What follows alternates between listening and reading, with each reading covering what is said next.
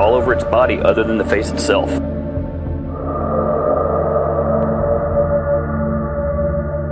There are, in fact, 4 different types of, what we think of as Sasquatch or Bigfoot. Very wide, pronounced nose. There was also a very ominous odor. Phase 1 is to identify opportunities. I walked into a small clearing in less than 10-15 feet away from this enormous creature, and it scared the living hell out of me.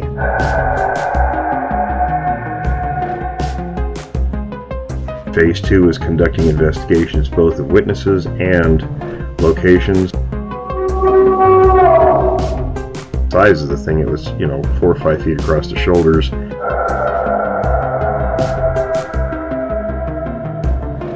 Phase 3 is profiling research areas, what's there, how they move, feeding, things like that.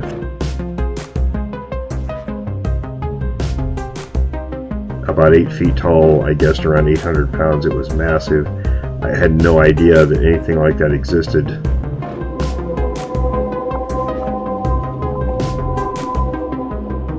Phase 4 is create an intercept plan.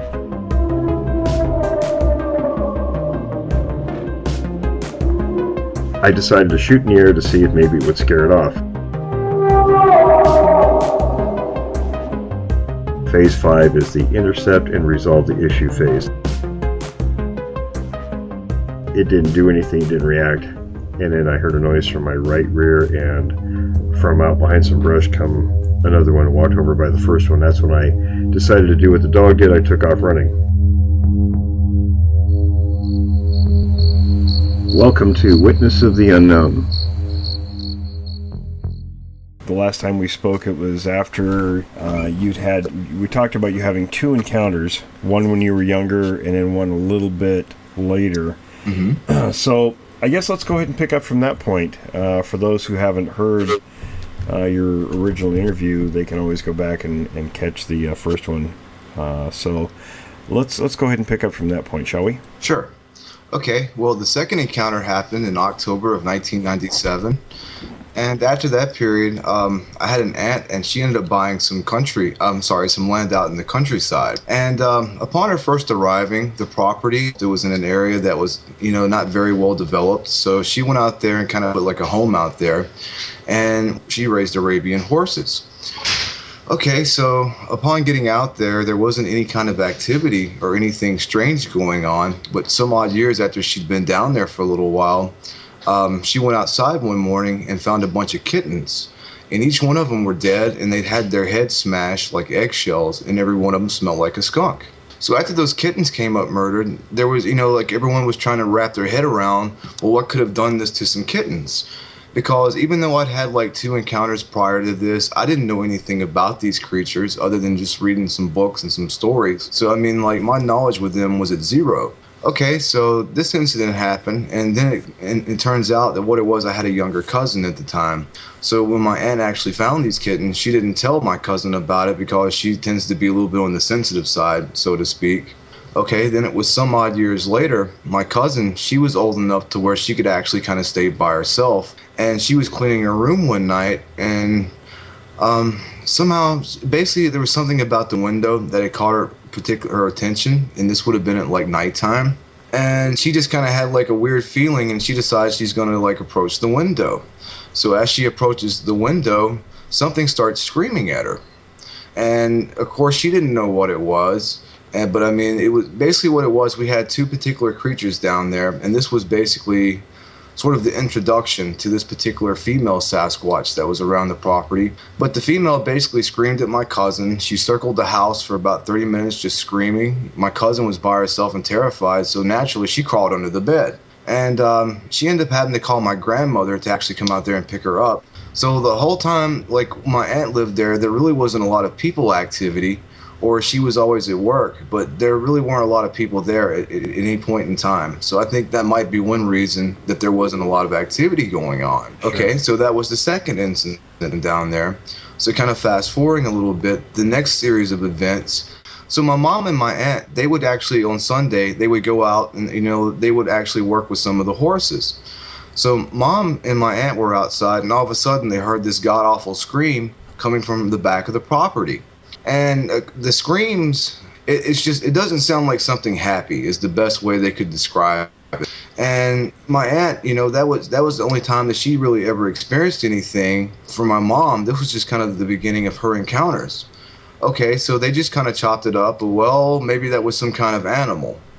Okay, so time goes on, and what ends up happening is basically my aunt decides she's going to move to Nashville, Tennessee. And my mom had gotten divorced from my father, so she ends up moving into the place.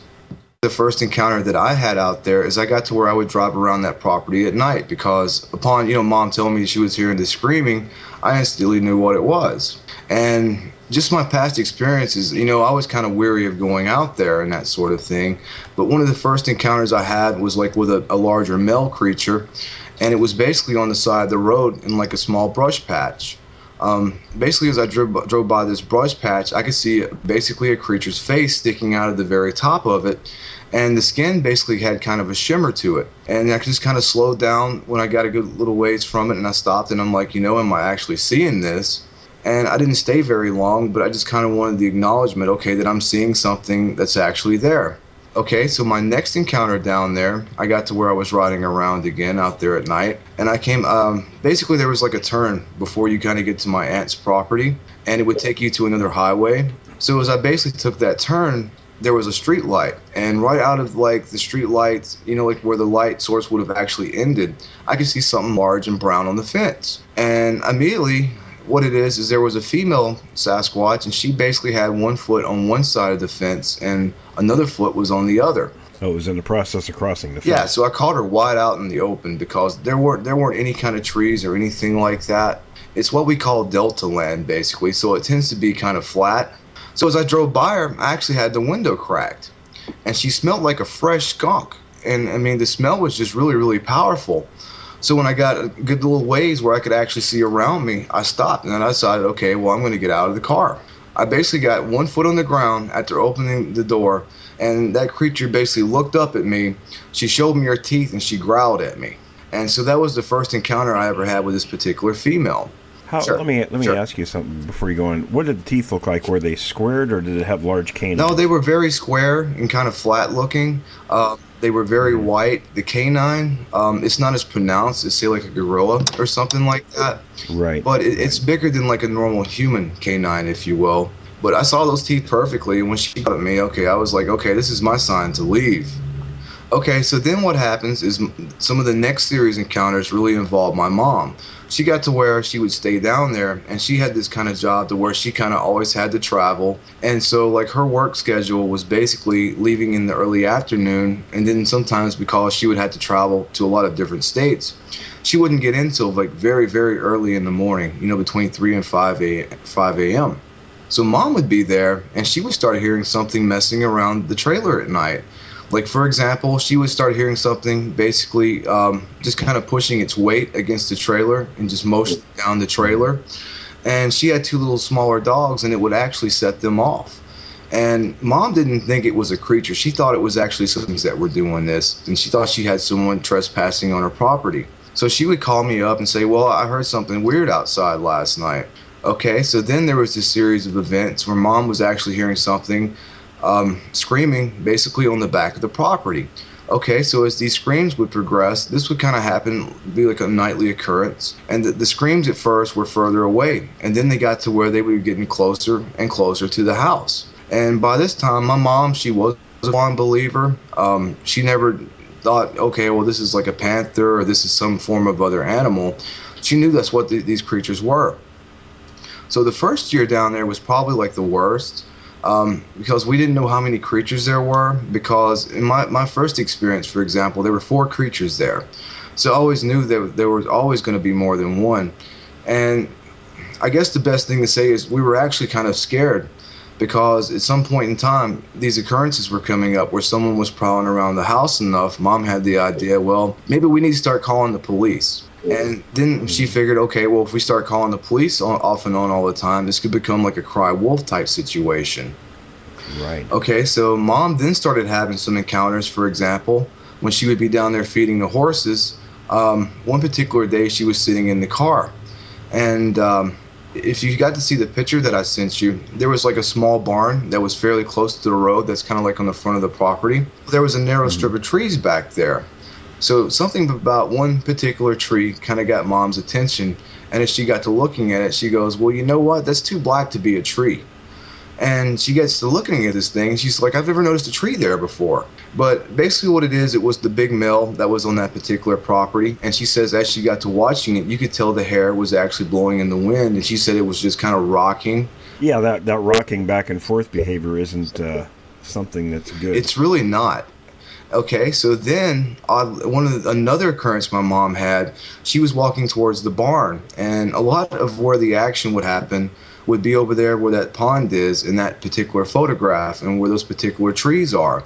Okay, so she says whenever she starts looking at the spot, it was basically like the creature had put his back against a tree and was like, oh no, you see me. And she said she could actually see skin in some parts of the torso region.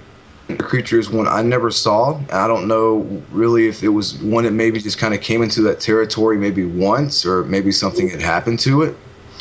But that was another encounter that she had. I would have like roadside encounters where it is like the creatures would be on the side of the road. And they kind of stayed within a 3 by 5 mile kind of parameter. They always kind of stayed within one area. They were like clockwork because they would always come out about the same times. Like for example, you would have, this would be during fall time. They would come out, say about 4:30 in the afternoon before sunset. You would see activity about 9 and 9:30, and then like a few minutes after 11:30, and rarely like 3 and 4 o'clock in the morning. The encounters always happen around those time frames, and sometimes it would be just give or take a few minutes. Okay, so we learned eventually that there were two creatures down there, and one was a black male and one was a female. The female was actually a two-tone color, whereas like the center of her body, she's kind of a fudge color, brown. And then the top of her, I would describe as being kind of like a raven brown. That's basically a brown that's right next to black. And as time would pass, I discovered that they had a small one, and the small one was probably about 4 feet tall. It was kind of a ginger color, and I've actually seen this color on like some gibbon monkeys. I'm sorry, I call them monkeys, but they're actually lesser apes. But there are some gibbon apes, Sure. And I've actually seen that particular color on those. Okay, well, what it is they would basically come out at night and they would hunt deer during the afternoon and during the nighttime. So these creatures took like the same paths off and on. I never understood like where they were actually bedding down, but basically the way they worked is the female would kind of cross the road down the way from my aunt's property, and she would cut across like a neighboring fence line and where this tree line was. Well, the big black male was actually cutting across the road at the very end of my aunt's property, which would have probably been, give or take, about, say 50 yards or a little bit more away from where the female was crossing. Basically what they would do is they would sit and wait for deer. Like my aunt still had a bunch of horses on the property at the time, and the neighbors, they had a cattle. So anytime these creatures were around, the cattle like that lived next door, they would actually start bunching up in one big cluster. And the horses would kind of do the same thing. They would be like rather flighty sometimes. We had a particular male horse, for example, one day that basically stood and looked at the wood line and just stared and didn't blink for like 30 minutes and was just really fired up. So then what it is, I learned over time where these creatures were kind of standing around at. Because, for example, they always kind of stood in like the same areas. The big black male would always kind of come and stand around close to where this pond was in that particular tree line. And the female, at first, she was coming up. She was also like standing around like on the side of the property.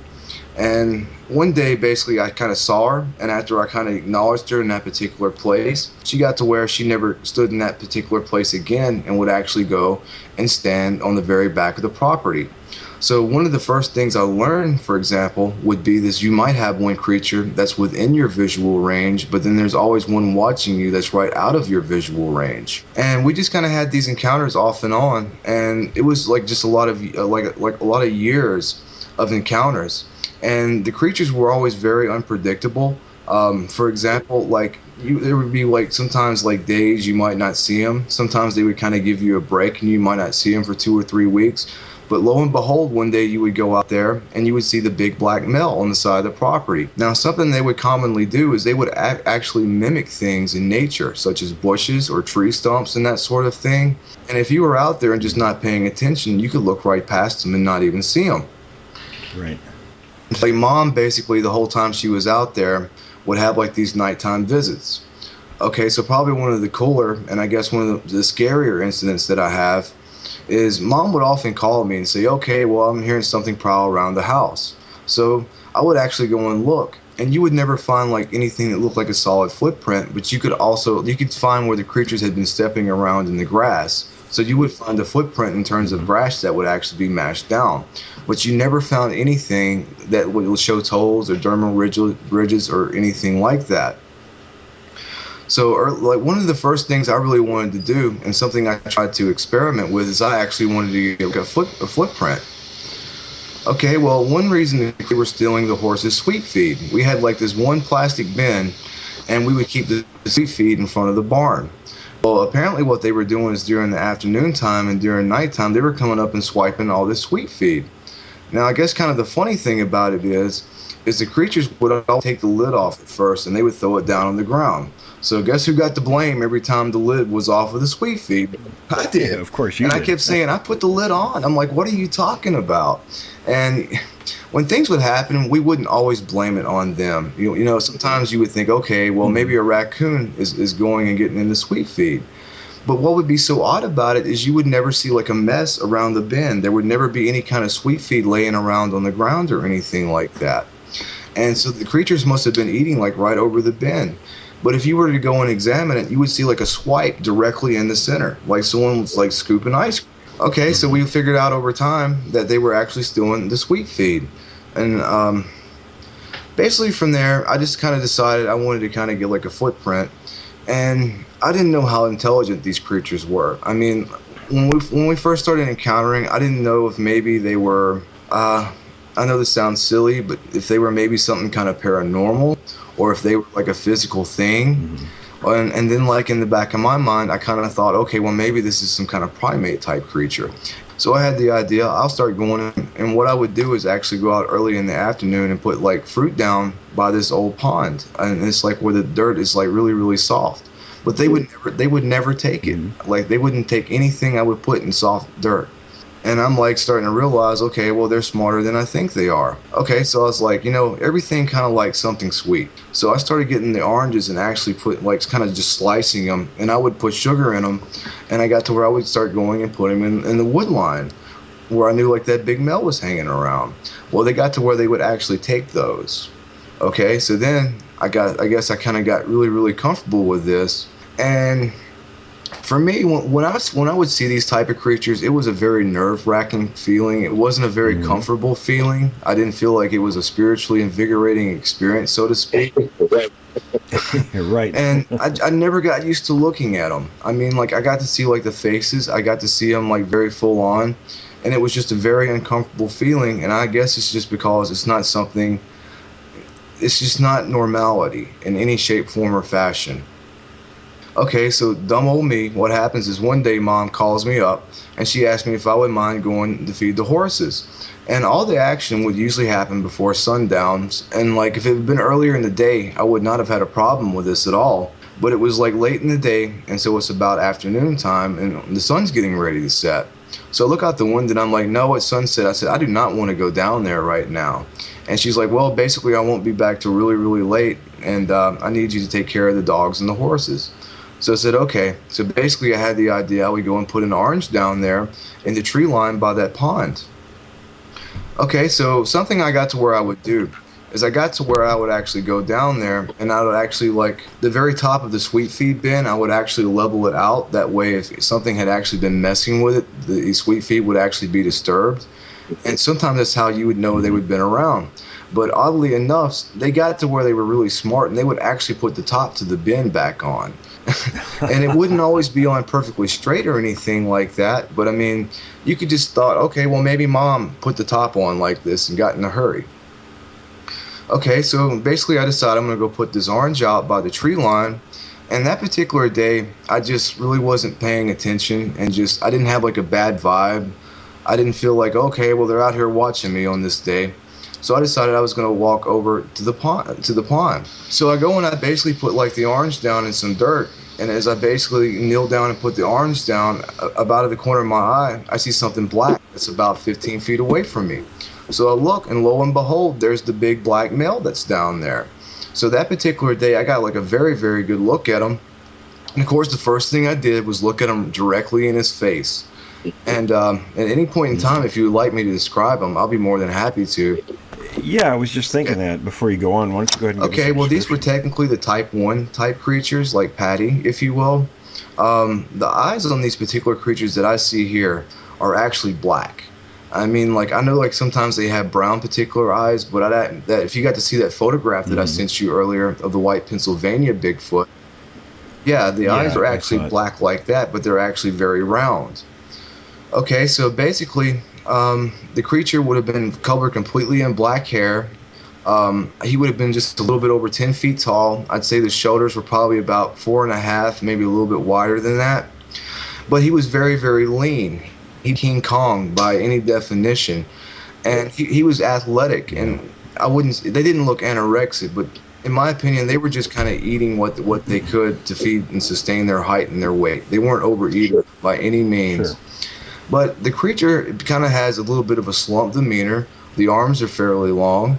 The head I describe is it looks conical, but it looks more like a mushroom type shaped head. The face, in my opinion, is very human looking. It doesn't have like a primate texture to the skin. It just really looks like a person's in the way you can actually kind of see age. And so on his face, he looked like he would have been kind of like a middle-aged person. So the nose, in my opinion, looked very Caucasian. The nose is very short, and then there's like a lot of space between like the bridge of the nose to where the lip is, and the mouth is actually very wide. Now, in terms of the face, you can see the complete center of the face. He would have had a widow's peak going from here, and then they have like these very bold and very defined cheeks. And like he does have like hair under the neck and under the chin, but it's not really long enough that you could qualify it as being like a beard or anything like that. Okay, so the upper region of him, his arms were very, very sculpted. The chest is kind of buffed out. He's very lean in the waist. And the most noticeable thing about his hair was the hair around his shoulders to his chest region was a little bit longer than the rest of the hair all over the rest of his body. And so the hair, it looks very healthy. It's not like matted looking. It has kind of a sheen. So the hair is very healthy looking. And then where you get to where the bottom torso is, the legs are very, very sculpted. I mean, you can absolutely see like muscles on top of the legs. And I never got to see like the top of the feet. I've never seen the ears, and I've never seen the genitalia. But being that most of the ones I encounter are guys, you know, I'm just trying not to look that way, you know. But that particular day, I ended up looking him in the face, and the first thing that came to my mind was, okay, do not look this creature in the face. And I didn't want to run, and I didn't want to like sprint or anything like that, but I just basically kind of continued with the situation the best I could.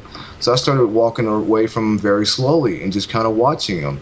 So the look on his face was what I would describe as being kind of a poker face. You couldn't make heads or tails if this guy was in a bad mood, if he was in a good mood. So I'm walking away from him very slowly, and I'm keeping an eye on him. And I was looking towards around the neck and the chest region of him. And something worth mentioning is he really doesn't have a neck, nor have any of the male creatures that I've really ever seen. On some of the female specimens, for example, I think you can see a little bit more of a neck. Because, and to kind of bring up like my first encounter, the only time I've really ever been able to short neck was on that particular time because I was in a deer stand.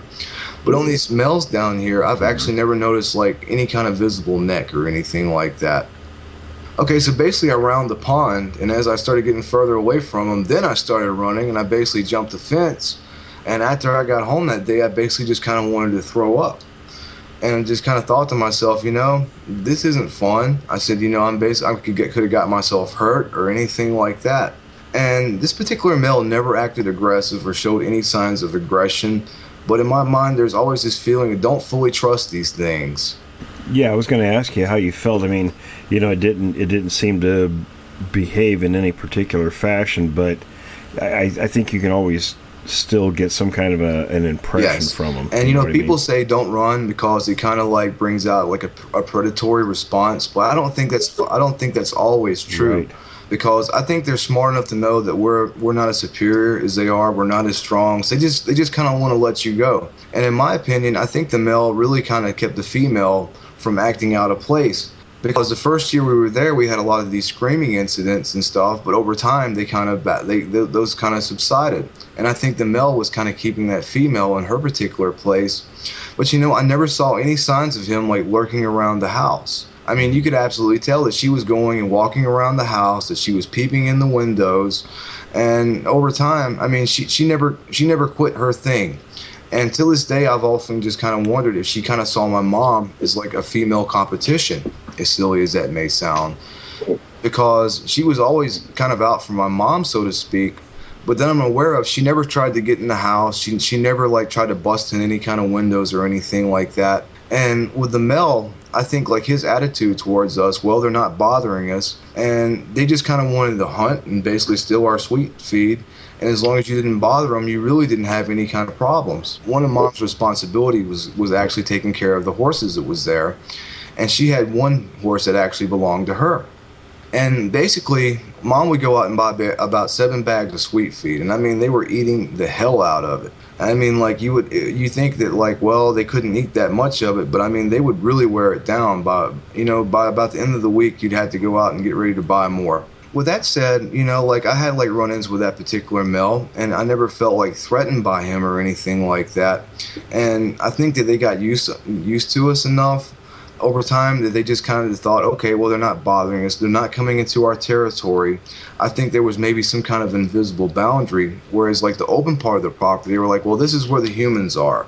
As long as you don't come over here, you're not going to have any problems. And well, I learned a lot about them over time and stuff. For example, a lot of people, I don't know if they'll believe this or not, but I learned that these creatures will actually use the wind. For example, they always stand in the wind in a position where I guess smells will carry over to them, and the wind doesn't actually blow their scent away towards where the person is.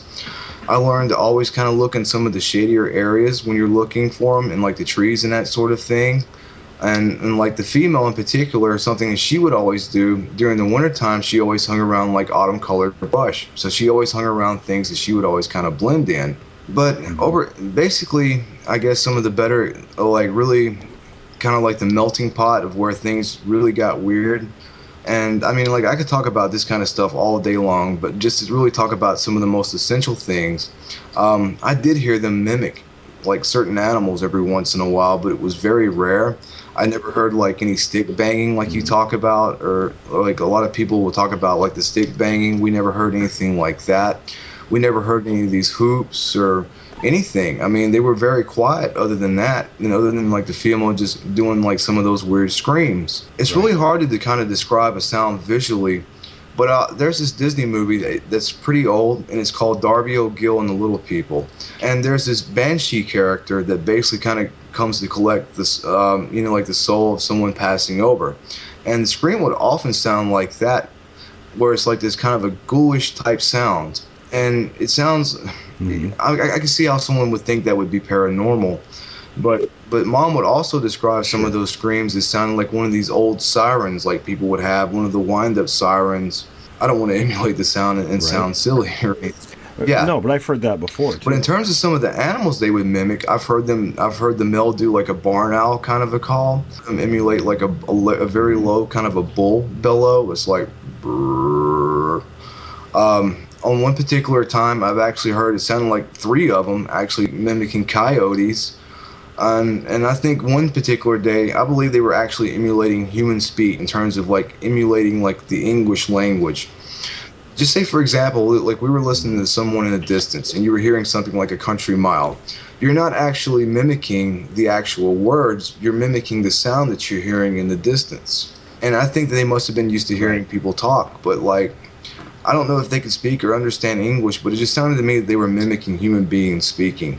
More of a mumble than yes, and that was another thing. Like they actually did talk, and we didn't hear it till like the last year we were there. But I had no idea that these creatures could talk or do anything like that. So the first time I ever heard some of this talking stuff, the neighbors were actually on a tractor and they were mowing their property. So that was kind of in like the background, which I mean, you could still kind of hear things going on around the property. So one particular day I heard it just sounds like rah, rah, rah, rah, rah, rah, rah, rah, rah, rah, rah. And then you hear a response to it. And I guess the best way that I can describe it is it only sounds like it's no more than 4 or 5 words at a time. Okay, and then you would hear a response. But upon hearing it, it didn't sound like something spacey. I mean, like the female would sound like a middle-aged woman, and that male, whenever you would hear his voice, I guess the best way to describe it would be like James Earl Jones, if he was kind of doing that Darth Vader voice without like all the effects. So the voice would just be really low. But if you were to hear it, you would think, okay, well, that's the neighbors over there talking. Okay, so then Mom had a lot more of these talking experiences than I did. And probably one of the creepier experiences I had is that female was in the wood line one day, and I heard her doing this voice. It kind of sounded like something out of a horror movie. Just kind of, just this weird horror sound. And I didn't think they were telepathic, but kind of the idea that I got in my mind when I was hearing her do this voice is like, if you ever come in the trees, you're dead. Yeah, I think that's more our impression than anything. It's not, there's nothing telepathic. Yeah, and so that's kind of I always felt like that female hated my guts. I mean, like, she did not like me, she didn't like my mom, and she always like would stay away from me. She would never come anywhere near me. That sounds like a very aggressive and the male, for example, he always kind of stayed in the background. He would never get close enough to you that you could ever do anything to him. He would sometimes kind of come out in the open, and I think sometimes they do it just to see if they can get your attention, to see if you'll actually notice them. It's like they're testing your intelligence to see how smart you are and what they can and can't do. Okay, so I guess kind of getting into some of the later encounters, my mom had a really creepy incident. Because what it is, we had a barn, and Mom had these, well, they were actually my aunt's horses. They were used to human beings and kind of used to being touched and that sort of thing, but they weren't used to really being handled or a lot of contact. So Mom would call me up and start telling me, well, I've been hearing someone talk around the barn. And again, she didn't think it was these creatures. She thought it was maybe someone prowling around the property. And I'm like, well, what does it sound like? And she would tell me it just sounded like a bunch of mumbling. And I would always say, well, that doesn't help me. But she had quite a few incidents like this. And one particular night, she tells me she had her back turned to this particular doorway. So this barn had one door, and there was a window in the very back of it. So one particular night, she was in there brushing off one of those particular horses, and the creatures were basically been on the other side of the window, and right on the inside, or basically that stall would have been right by the window. So when those creatures started talking, it freaked the horse out, and the horse started flipping around and spinning in the stall. So Mom actually had to squeeze out, and she almost basically got smashed because of those creatures talking and flipping the horse out. That was kind of like the breaking straw with Mom. She was kind of scared, you know what I mean? But she never felt like, well, these creatures are going to come in the house and get me. And she just got used to that female's behavior. Right. Now, one of the weirder things she did when she would come up to the house is she got to where she would like go all the way down the side of the house. And she would actually tap the outside of the wall with her hand. Not violently, but just boom, like somebody's looking for a stud in the wall. And I think what it is she would want my mom to come and look out the window so she could scare the hell out of her. And Mom wouldn't take the bait. You know, she thought those things were around. She wouldn't go outside, and she wouldn't go anywhere near the windows. But when that particular incident happened where the horse almost crushed her, that was her straw breaking, and she decided, okay, well, I'm going to move from here. So all the while that these encounters happened, they would always happen around the fall time, up until about spring. During the summertime, we never had any kind of incidents. During like the early daytime, we never had like any kind of activity, you know, just before 3 p.m. and those particular times. And maybe they were out there, but they never made their presence known, and that really felt like about the safest time to go out there. They're usually in their bedding areas about that time. And then like basically that following winter, my mom moved out November the 16th of that particular year. And she didn't have any kind of encounters that last year there. And she moved out November 16th, and that was it. And we didn't go back to that property for years. But if I had to describe what it was like having like some kind of habitual creatures around, it's not the fun thing that people think it is. You know, like you always felt like, well, if I go down there and start experimenting with these things and kind of seeing what they will and won't do, how do I know I'm going to set it off? And that thing's going to get mad and it's going to take it out on you. And you just felt like you were always kind of playing by their rules and never your own. Yeah, I think a lot of people have misconceptions about these things. And, well, one interesting thing I learned about them is they can't see very well during the daytime. I'd had daytime encounters with that big male where he would actually be standing behind like a fir tree. And it would look kind of silly because he would grab the top of the fir tree and he would pull it to where his face is. And I'd be like, well, the big dummy thinks he's hiding from me, and I can see him over there. But I was learning over time what it is they cannot see very well during the daytime. And I don't think their vision is in full swing until it's actually dark. And that would kind of make sense when they kind of have these black eyes, which is made for nocturnal vision. But the thing that's amazing about it, I mean, like, they're really hard to spot. But like, he just didn't seem to be going out of his way to really hide himself. I don't think he felt threatened by us. I think that they understood that we were afraid of him. And I think other than causing like a scene, I think they just kind of wanted to hunt the deer and just kind of live their life. So because we left them alone, for the most part, they left us alone.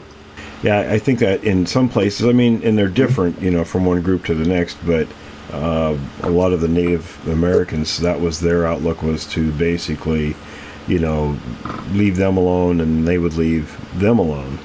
And it could be that that's where that came from.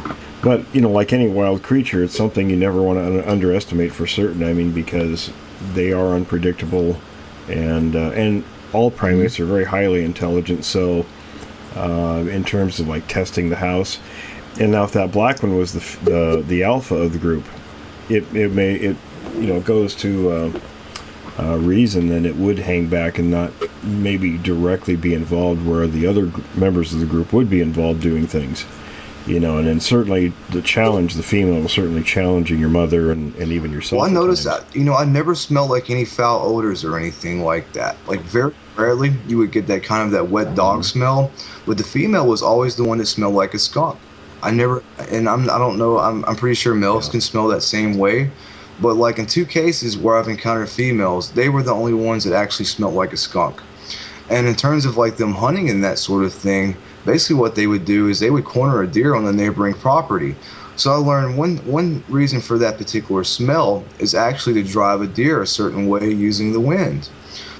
So the female would basically be on one side of the deer, the male would be on the other.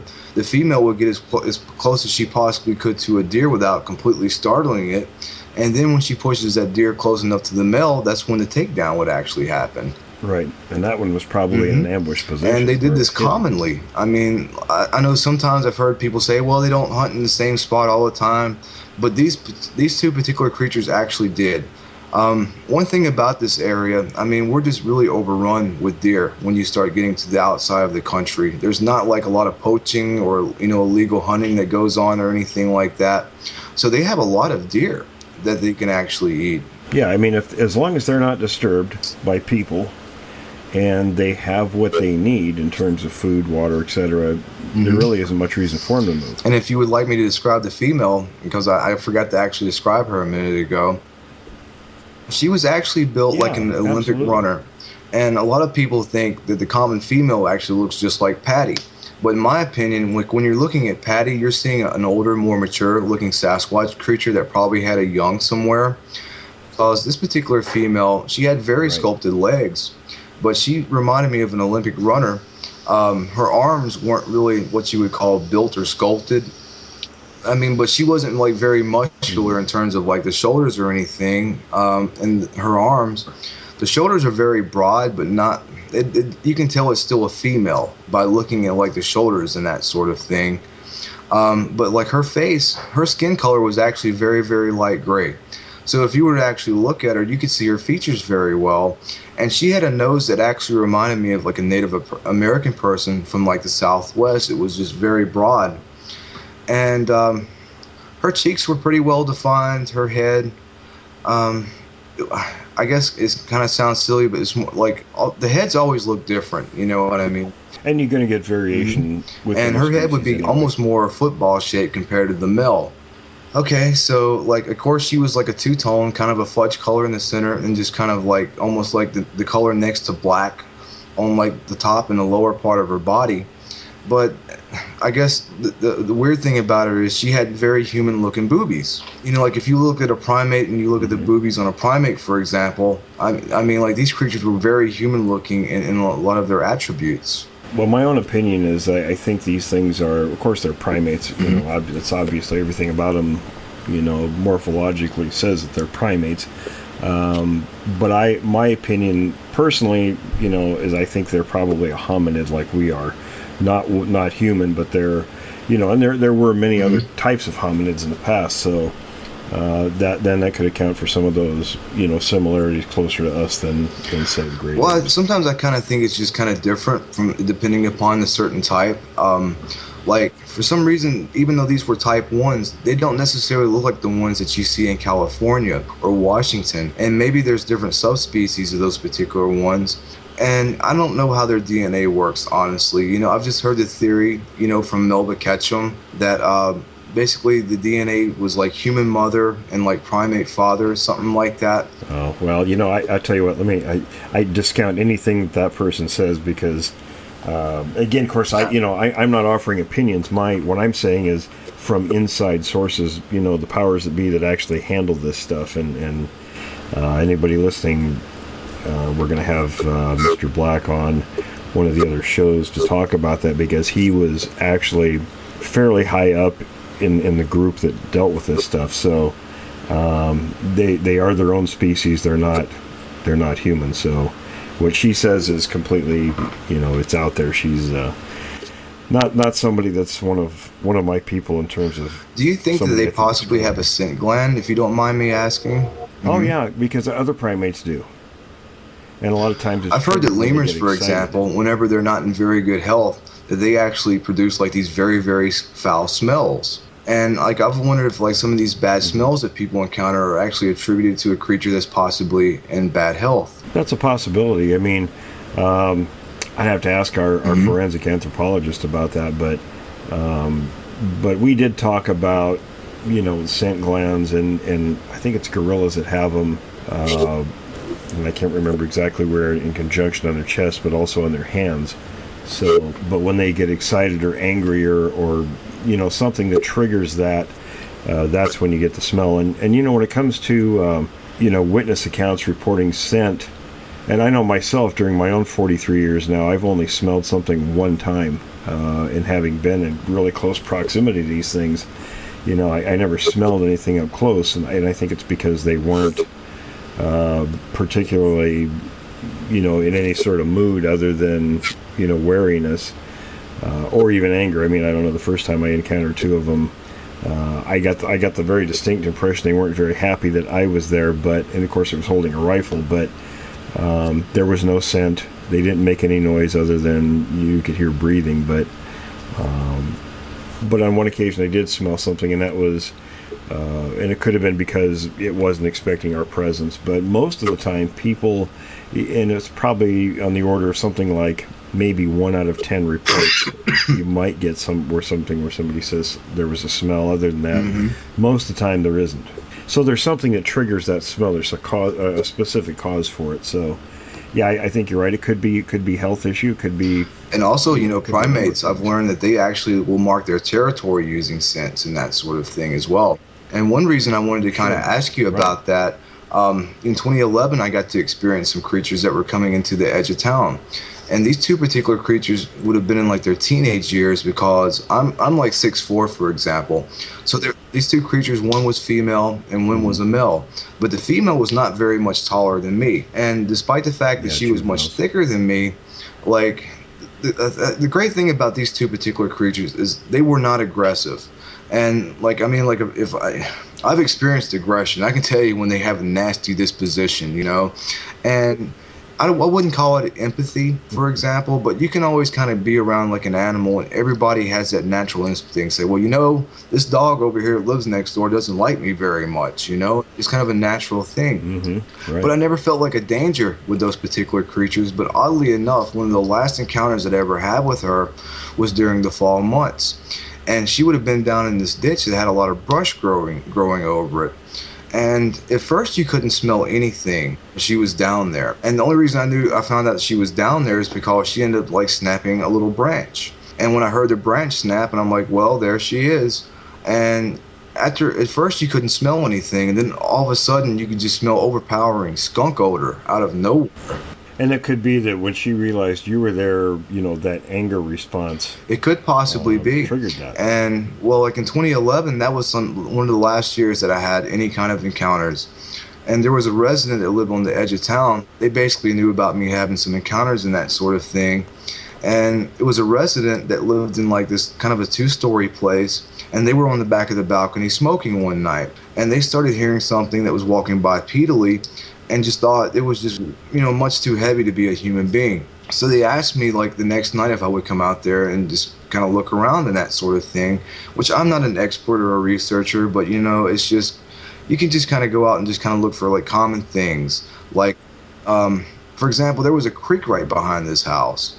And like I thought, okay, well maybe I can go in, I can find some footprints or find something, because at the end of the day, you don't know if it just might have been like a human being. Sure. Yeah, you don't want to assume that it's automatically a Sasquatch. You want to try to rule everything else out. The next night, I go out there, and it wasn't too late or anything like that. But upon rounding like the corner of the house, I had like a powerful skunk smell hit me, and instantly I knew what it was. And of course, I started running like hell. And there's a lot of different types of these particular creatures, and you might go out there and come across like a passive patty, or you might get in there with a rude dude, so to speak. Of course, I ran up the stairs, and like I'm banging on the back door, like a Looney Tunes character. Let me in, let me in, let me in. And their back balcony was actually cracked that night. And I said, can you actually smell it odor? I'm like, that is a Sasquatch. And so I knew there was one outside, at least one. And so I started walking across the back balcony that they had, and I was just kind of slowly walking and looking around in the tree line and that sort of thing. And the trees that were behind this particular apartment, there were some woods back there, but they weren't particularly like thick, so you could actually really look around in there and see very well.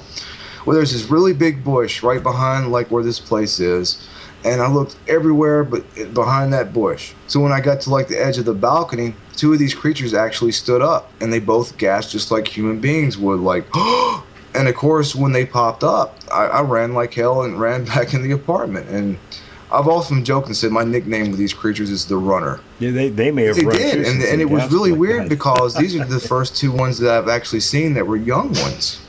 Yeah, the juveniles, and I'll tell you something, with these things, it really depends on age in a lot of ways, and I think experience goes with that.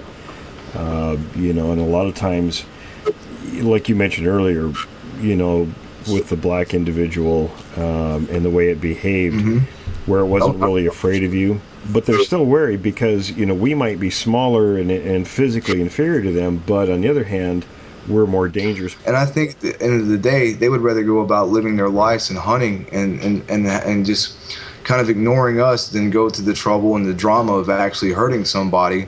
But there are cases where some of these particular types don't seem to care. Like a person can be a meal to one of them. And like with these particular types, these 2 young ones, you never really felt like any kind of aggression off of them. And this was in November of 2011. Okay, so after we had that particular encounter that night, I went out there the next day about 2 or 3 o'clock in the afternoon. So I look around the creek. I can't see any kind of tracks. I can't see where, there's any kind of brush or any kind of snaps or anything like that. I noticed on the very back of the property there was a game trail, and there had been like deer and that sort of thing coming through there. But on one side of the game trail, you could see where the grass was mashed down. There were 2 sets of tracks. And then like on the other side, there was one set of much bigger tracks. And so I believe that particular night there might have been like a 3rd creature around that was maybe like an older one. An adult, yeah. And a lot of times, and it's something we're finding is that sometimes, and maybe more than sometimes, that the juveniles are used as sentries, in a way to gain some experience around humans and other situations where, they really need that for their survival. And that also goes with what you were saying about, them wanting to basically just feed, because the vast majority of their behavior is centered around feeding and survival, so which is feeding. I mean, they take a lot of high caloric intake to keep them going, so that's going to occupy the vast. Well, the great majority thing of the about time. these particular creatures is they were not like the religious visitors. They would come up like a few days a week, and then like towards like when spring came around, like they never came back again. I mean, that was pretty much the only season that they ever came through that particular region, and the person lived there for at least 2.5 to almost 3 years, and they never had any more encounters or anything after that one particular season. But the first thing you kind of have to wonder is like, okay, well, why are these creatures coming into this area? And I found that there were actually some deer that were actually eating around that particular residence because the edge of town, you basically have this newer suburb, and right across there's like a highway, and right across from there, you have like some fairly deep woods and a lot of rural areas. And upon like studying some of these areas and myself, I've noticed that they tend to have like what you call these migration paths. And there's like they seem to like traveling up and down like these dry creek beds because the soil here and the gravel here, it has a lot of clay in it, so it's almost like cement. So if you were to look from the edge of town going up to where like one of the lake areas are, there's like a dry creek bed that runs all the way up and down from that particular region. Okay, so kind of going back to these two teen juveniles, when they would come up in that sort of thing, they weren't doing anything other than just kind of nosing around at night. The resident was, of course, really scared of them because she was a female. And, she would get me to come over there some nights, and I would go out there when I could. And during this point in time, I kind of had like a job and that sort of thing to where I couldn't go over there all the time. Well, I guess some of the eerier things that kind of happened is like this female got to where she would come up and she would actually nose around the door. So one particular night when I was actually at this place, she walked up some cement steps. And you couldn't even hear. I mean, you could just kind of feel the weight of her going up those steps. But other than that, she didn't make a noise. So where she got to where that back door was, she started raking her hand around the top part of the door frame. And she was trying to figure out how to actually open the door. But upon her doing this, she wasn't doing it like in a violent manner or trying to be forceful about it or anything like that. She was just testing it. Just testing it. So then I didn't go out there all the time, and then like the person would call me and be like, well, someone's messing around with the door. But she'd watch the resident go in and out enough that she learned that the door handle was what made the door actually open. And so she got to where she would fiddle with the door all the time. But in my opinion, if she would have actually gotten into the place and the resident would have actually been there, it would have probably scared the hell out of them, and then it probably would have scared her as well. An interesting thing, and I can't elaborate on it right now because it's sort of ongoing, but in another part of the country, just 2 days ago, there was an incident where a gentleman lives quite a ways out and always leaves these doors unlocked, and had a minor altercation with one of these creatures. Awoke one morning with the creature inside of his house standing over him when he was sleeping. And as soon as he woke up, it proceeded to beat the hell out of him and actually bit off one of his fingers. And we think what happened in that case, which has happened a number of times. I asked our friend Mr. Black about this, and he says yes, absolutely. And that's the reason I asked about the food supply that your mother had. The grain and stuff that was out there for me that was cut off. In this case, the gentleman had similar things missing from around his property.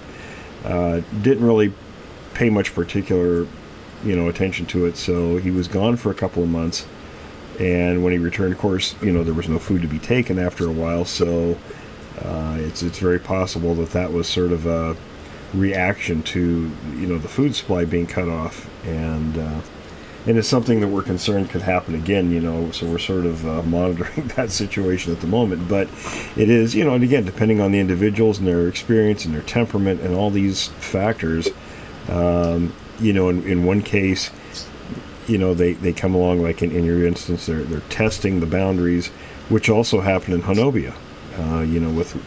We talked to Mike Humphreys there on the Honobia situation, and they were constantly testing him.